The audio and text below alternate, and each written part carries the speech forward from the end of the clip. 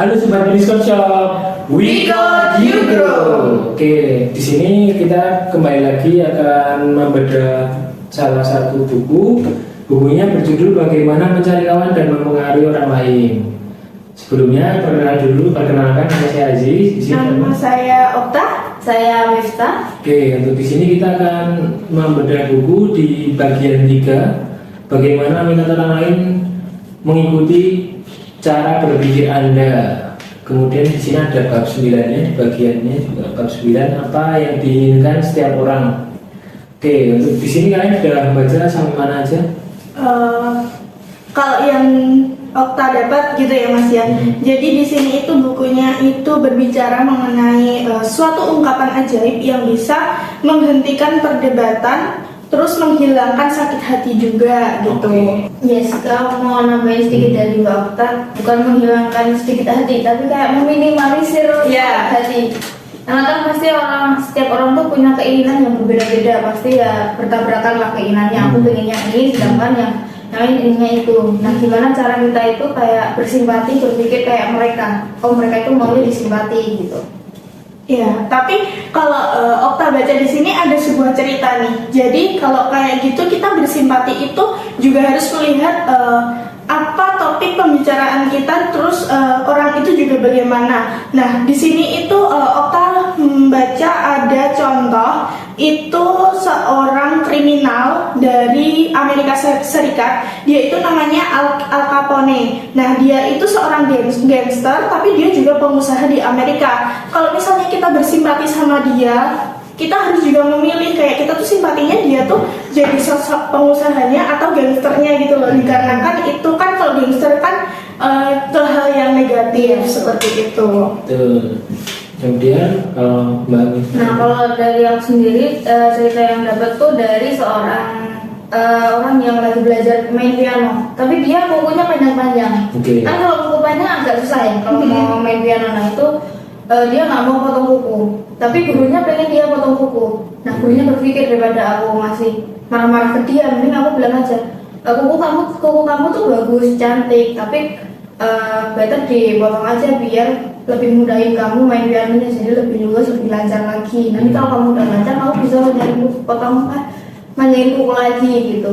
Nah dia juga ngomong gitu ke ibunya. Nah tanpa disangka kan si anak ini kelihatannya tuh keras, dia nggak mau ngikutin orang lain biasanya. Nah tapi besoknya dia berangkat, kukunya dia itu udah pendek, udah ngomong lebih pendek gitu. Oh, enggak dipotong semua tapi dipendek. Lebih pendek. Dia kayak gurunya tuh kayak kaget loh, kok ini anak nurut gitu. Terus dia terima kasih sama ibunya, dikiranya kan ibunya yang membantu buatnya dari anaknya, tapi ternyata bukan ibunya nggak ngelakuin apa, itu emang murni dari anaknya sendiri yang baru pertama kali ngikutin saran orang lain. Gitu. Oke, berarti kesimpulan itu kayak kalau mau memandang orang lain itu juga lihat dulu dia itu kayak gimana ya. Kalau dari Al Capone tadi mau lihat dari gangsternya, kalau kamu mau lihat personalnya berarti dia ada personal sebagai businessman sama sebagai gangster ya, berarti itu si Al Capone tadi ya. Tuh berarti kesimpulannya lebih kita tuh mau ngomong apa dulu ke dia kan. Kalau misal kita mau berbicara, dia mau seorang personalnya, mau kita ngomongin bisnis ya dia bisa jadi seorang pebisnis gitu. Kalau ngomongin gangster juga bisa menjadi seorang gangster. Sama yang tadi, kalau itu kan berarti yang piano tadi lah, kan itu kayaknya lebih menghargai pendapat orang lain juga. Terus istilahnya itu mencoba keluar dari zona nyaman juga itu. Jadi kayak aku tuh maunya gini, tapi orang lain pengennya aku juga kayak gini gitu. Tapi tujuannya sama. Daripada dia marah-marah nanti malah jadi berdebat, berontak, malah jadi bertengkar kan. Mending dia bilangnya kayak gitu, bilang kuku kamu tuh cantik loh, tapi better dipotong aja, nanti dia lebih gampang main pianonya. Jadi cara berbicaranya juga dikasih ya, maksudnya tuh kita berbicara dengan orang yang kayak gimana dulu itu. Kita tahu orangnya dulu, baru kita mau ngobrol itu dengan cara apa, nentuinnya bisa lebih baik gitu, tanpa menyinggung, tanpa Menyakiti hati dia yang hati. Yaitu mungkin yang dimaksud kata-kata yang bisa apa ya tadi, kata-kata yang bisa menghindari perdebatan. Mengikuti pikir Anda. Oh, memikat orang lain mengikuti cara berpikir Anda. Jadi kita maunya ini tapi dengan cara gimana caranya dia juga bisa ngikutin kita. Iya, jadinya kita juga bisa memposisikan kalau misalnya kita itu sama lawan bicara kita gitu loh Mas. Yang Okta dapat di sini kayak ada kalimat di sini, kalau Anda menjadi orang lain itu Anda pasti akan merasakan persis seperti yang dirasakan. Jadi kalau misalnya ada teman siapapun yang cerita ke kita terus kita memposisikan kita ada di dia gitu, aku jadi dia, itu kayak gimana, dan kita bisa memposisikan diri kita gitu. Kalau Biar nggak menyakiti. di kehidupan normal kalian apa yang pernah kayak gini?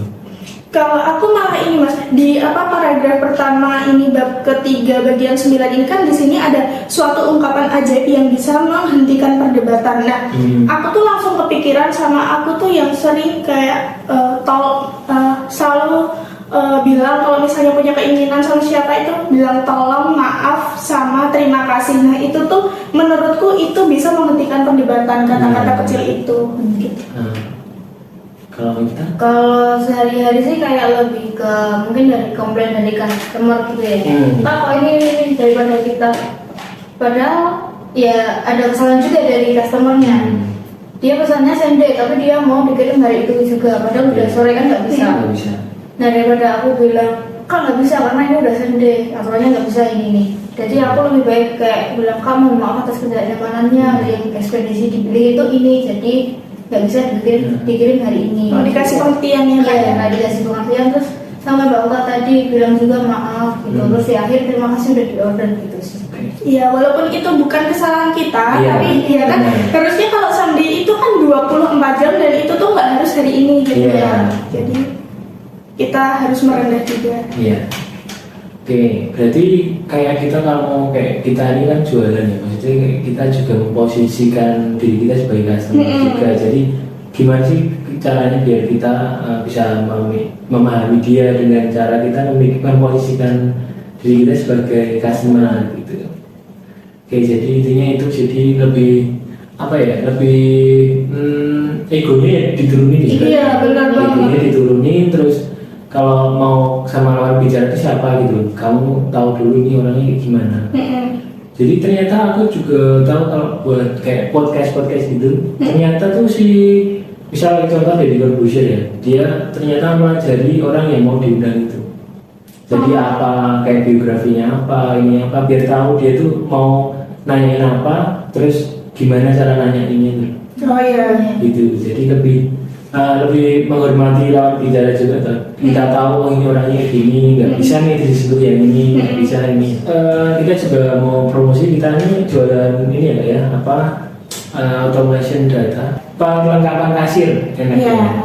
Ya, kita di sini jualan perlengkapan kasir, ada scanner, cash drawer, terus printer, stroke dan segala macam. Ada juga kita jual penghitung uang, ID card printer, lalu apalagi kan Ada printer label juga yang biasanya cetak resi pengiriman, terus kayak ada ID card, cetak kartu dan juga supply kayak kertas, label, ribbon itu kita juga gitu. Pokoknya yang kayak misal rumah sakit itu ada NCR ya, Iya. itu yang dokumenter rangkap-rangkap ada, terus mau di kayak gudang label-label ada, kita ada banyak. printer barcode, ada juga printer kasir yang buat teman-teman ada keperluan buat kasir yang kayak minimarket gitu ya. Iya.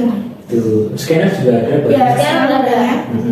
Mau yang Terus model kalau duduk ada. teman-teman ada jualan buah juga ada timbangan digital Iya, timbang kita juga ada. itu lebih enak juga buat nanti masukin harga dan lain-lain. Oke, kayak gitu aja untuk sesi kali ini. Terima kasih sudah bergabung. Selamat siang dan